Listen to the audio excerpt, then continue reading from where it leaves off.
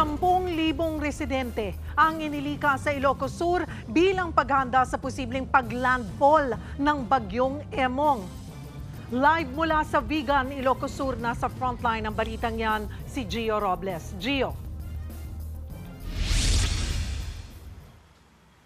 Cheryl, madadagdagan pa ang bilang ng 10,000 residente mula sa 9 na bayan at lungsod dito sa Ilocos Sur na inilikas dahil sa tuloy-tuloy na preemptive evacuation sa mga komunidad na peligroso sa storm surge, malawakang pagbaha at landslide. Kasabay niyan, walang pasok bukas sa Ilocos Sur at LU. Diyan po yan mga kapatid sa La Union na naghahanda rin sa posibleng hagupit ng bagyong Emong.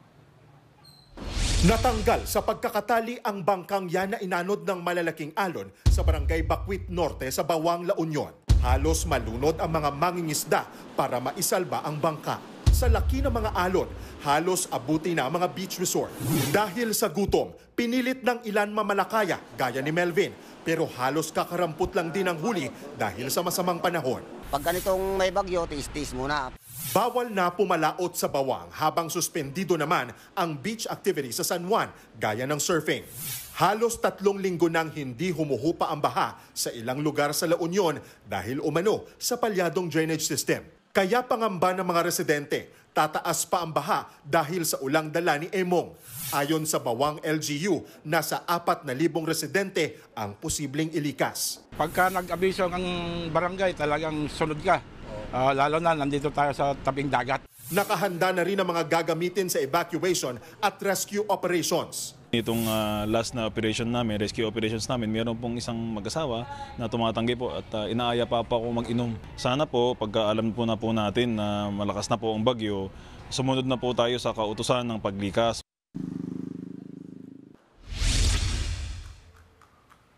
Cheryl, balik dito sa Kalye Crisologo sa lungsod ng Vigan kung saan umaambon sa mga oras na ito pero walang malakas na hangin.